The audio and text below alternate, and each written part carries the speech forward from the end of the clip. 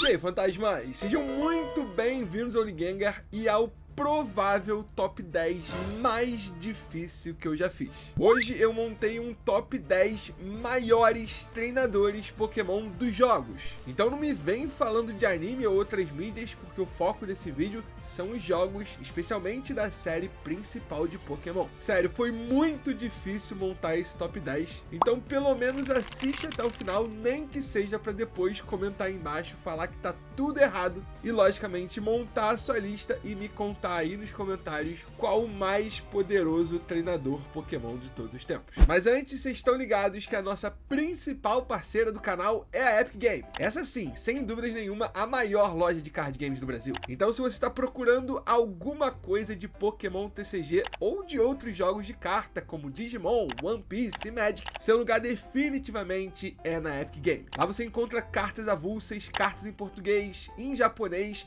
produtos lacrados, enfim, tudo dos principais card games da atualidade para você dar um ótimo presente de fim de ano para você, para um amigo ou familiar. E logicamente pagando mais baratinho usando o cupom de desconto Ligengar. Os links para as lojas da Epic Games estão na descrição do vídeo, dá uma olhadinha. Lembrando também que eu faço vídeos exclusivos do card game da franquia para o canal de Pokémon TCG da Epic aqui no YouTube. O link também tá na descrição, se inscreve lá, estamos querendo chegar em 100 mil inscritos. Conto com vocês, hein? Mas enfim, feito esse rápido recado, bora começar esse polêmico e difícil top 10. Eu tentei seguir uma ordem, mas pode ser que eventualmente dê uma bagunçada, mas o primeiro treinador que eu quero citar é o Giovanni. E sim, já vou começar de cara com um vilão. Eu acredito que muita gente nem ache o Giovanni o mais poderoso de todos os vilões, mas eu vou justificar. Além de ser líder da equipe Rocket, depois ele volta como líder da Rainbow Rocket, que basicamente é a reunião de todos os líderes das equipes vilãs dos jogos de Pokémon. Ou seja, é ele que se tornou o líder dos outros líderes. Na hierarquia da Rainbow Rocket, o Giovanni tá acima do Maxi, do Art, do Cyrus, do Ghetsis e também do Lysandre. E além disso, o Giovanni ainda é líder de ginásio. Então, por mais que a gente deteste ele, definitivamente não tem como negar, o Giovanni é um bom mestre Pokémon. O próximo é o N, também conhecido como Natural Harmonia Gropius, o rei da Team Plasma, filho adotivo do Ghetsis, e um dos raros personagens que se tornou campeão e rejeitou o título. De cabeça, o único outro que eu me lembre é o próprio Red. O N provou na prática ser um treinador muito poderoso, coletando insígnias, derrotando a Elite dos 4 e eventualmente se tornando campeão, ainda que na prática não tenha desempenhado esse papel. Ele tem uma conexão muito forte com os seus Pokémon, uma personalidade muito interessante e grande relevância na quinta geração. Por isso, eu acho que tá bem colocado o N nessa lista. Bom, vou continuar agora com dois treinadores que passaram de Gym Leaders a campeões. Eu tô falando do Wallace em Hoenn e da Iris em Unova. O Wallace é treinador e coordenador, além de ser Gym Leader de Sutópolis, especialista no tipo água, e aí se torna o campeão de Hoenn na versão Emerald. Já a Iris é especialista no tipo dragão, em Black and White ela é Gym Leader de Opelucid, e aí depois em Black 2 White 2, após o time skip, ela já é campeã de Unova. Bom, como eu mostrei, ambos são campeões que usam Monotype, tipo água no caso do Wallace, tipo dragão no caso da Iris. Para alguns isso pode ser uma limitação de treinamento do mestre Pokémon, para outros algo mais desafiador.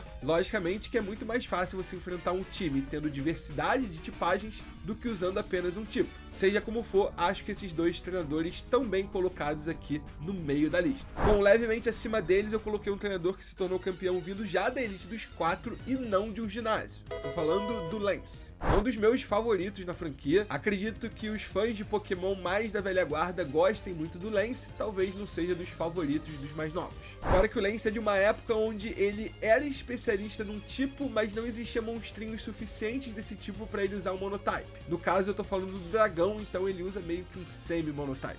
Em Red, Green, Blue e Yellow, Lance é Elite dos 4 do Planalto Índigo, e aí em Gold, Silver e Crystal, também após uma passagem do tempo e o Red deixar o posto de campeão, sem a gente saber exatamente o que aconteceu, o Lance se torna Champion do Planalto Índigo. Bom, agora vamos entrar no hall daqueles que eu considero os mais poderosos mestres Pokémon de verdade.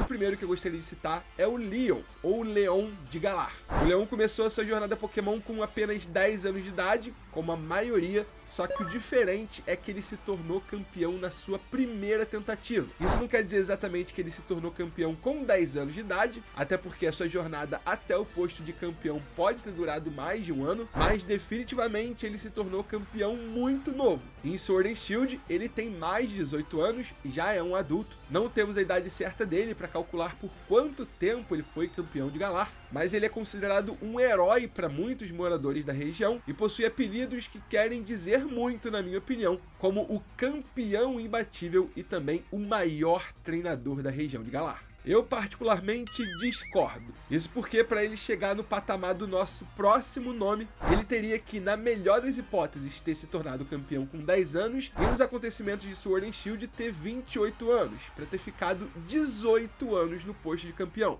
Tempo que o Mustard passou ocupando esse posto. O Mustard não apenas ficou 18 anos invicto, ocupando a cadeira de campeão da Liga de Galar, como antes já havia sido Gym Leader, especialista no tipo lutador, e é o mestre do Leon, ou seja, tudo isso já dá uma amostra do quão forte ele é. Vale lembrar que 18 anos até o momento é o maior tempo que um treinador já passou ocupando esse posto de Champion que a gente tem conhecimento. Se você souber de outro que ficou mais tempo, pode deixar nos comentários. Especialmente dos jogos, mas se tiver alguma informação dessas no anime, eu também gostaria de saber. O declínio do Mustard começou ainda por um fator externo, quando seu principal companheiro Pokémon faleceu. Eventualmente, ele acabou abrindo mão do título e foi viajar pelo mundo Pokémon. Ainda que o Mustard não esteja presente na lista de muita gente, acho que vale a lembrança e com certeza no top 5 pelo menos eu colocaria ele. Bom, já o meu treinador favorito da franquia, o que não quer dizer que eu ache ele o mais poderoso, não podia ficar de fora. Eu tô falando do Red.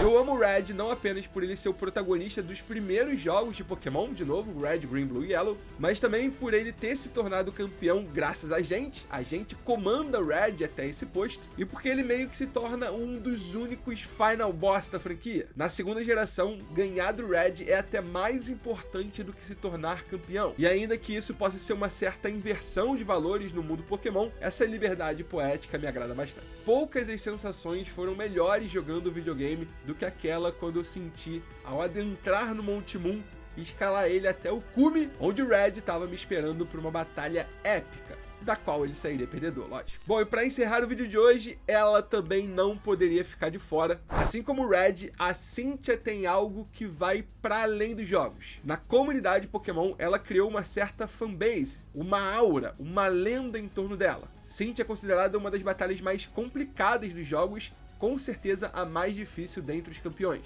E sim, eu acho mesmo que isso é mais do que o suficiente para colocar ela no topo da lista dos mais poderosos mestres Pokémon dos jogos. Aí eu acho que vale um adendo aqui, porque eu só citei 9. O 10º é o Volo, que tem algum tipo de conexão com a Cynthia, ainda que a gente não saiba exatamente qual é. Mas o Volo em Pokémon Legends Arceus é uma das batalhas mais complicadas da franquia, porque além de enfrentar os 6 Pokémon dele, ele do nada summona Giratina, que você tem que derrotar na Altered Form e depois ainda derrotar na Origin Form. Ou seja, você precisa derrotar 8 Pokémon liderados pelo Volo sem poder curar os seus para superar essa batalha. Mais uma vez em que os jogos vão contra algumas das regras básicas do mundo Pokémon, aquela que um treinador só pode usar 6 monstrinhos, mas que cria uma liberdade e um desafio bastante interessante. E é isso, fantasmas, esses são os 10 treinadores que eu gostaria de citar no vídeo de hoje. Me conta nos comentários se eu esqueci de algum. Logicamente, a maioria deles foram campeões do mundo Pokémon, mas se você acha que tem algum outro treinador, seja Elite dos 4 ou Gym Leader, ou até de outro posto que vale a menção, de novo, deixa nos comentários.